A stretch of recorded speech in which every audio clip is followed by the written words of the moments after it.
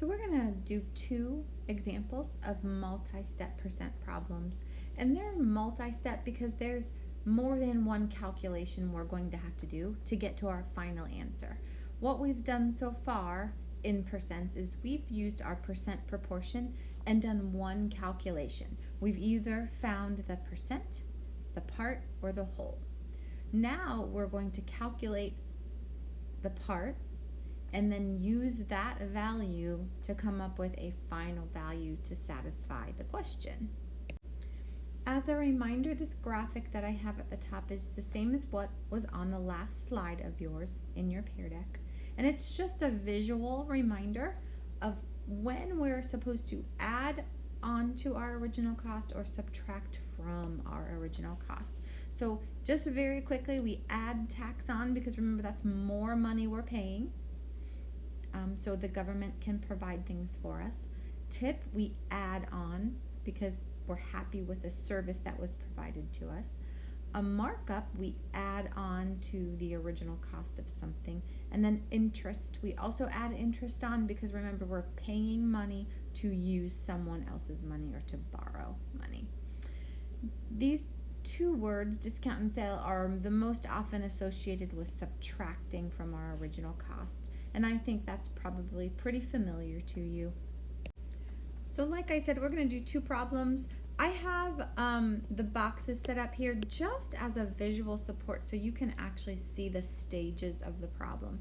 I do not expect you in the future to have everything laid out in boxes like this. I just want you to get in the habit and remember the steps necessary so you're successful moving forward. So let's get started with number one. It says Nate paid $108 for a food bill that included a 15% tip. So find the total amount of the bill. That 108 is only for his food and drink. We need to figure out what he had to pay in total if he decided to leave a 15% tip. So based on my little graphic at the top, I'm going to always start with that original cost. So I'm going to write in there 108. And next up we have to decide, are we going to add to that original cost or are we going to subtract from it?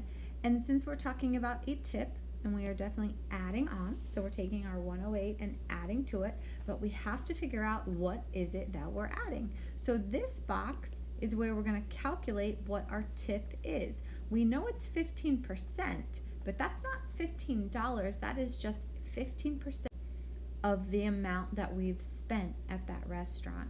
So that's just a small part of the amount that we've spent. So we are calculating part, and we know our percent proportion, if we're calculating the part, would be X, we don't know it, it's the part, over the whole amount.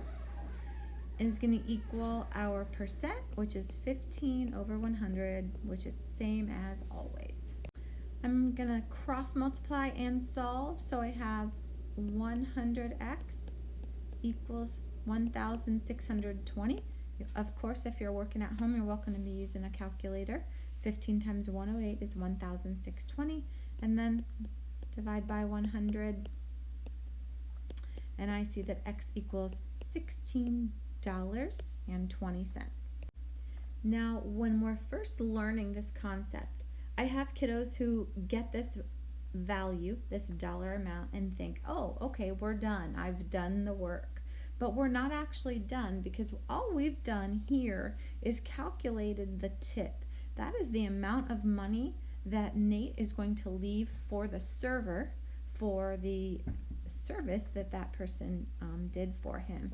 So this has to get, remember, added on to the original amount of money that Nate paid. So we're going to take our 108 plus our $16.20, our tip, and we will have a total of $124.20. Another small thing that comes up, please make sure that you are giving me your values in dollars and cents. We are working with money, so you need to show me dollars and cents. Meaning, if you happen to get an answer of, let's say, 16.2, that is not the correct way to show me the tip. That does not give me the hundredths place that I would expect to see when I add it there for dollars and cents. So please make sure all of your answers, your values, are dollars and cents rounded to the hundredths place. Okay, let's talk about one more. We'll go through it a little quicker. This one is a situation that Macy's is having a 1-day 35% off sale. Awesome. If Sarah bought $124.50 worth of items, what would the final bill total be after applying the discount of her 35%? So first off, always original cost, we're talking $124.50. Wonder what fun thing she bought at Macy's. And we need to decide, are we going to add to that amount or are we going to subtract from that amount? And if it's a discount, then we are subtracting. So now we have to know, well, how much are we going to subtract? What is our discount? And this is the spot where we're going to calculate it.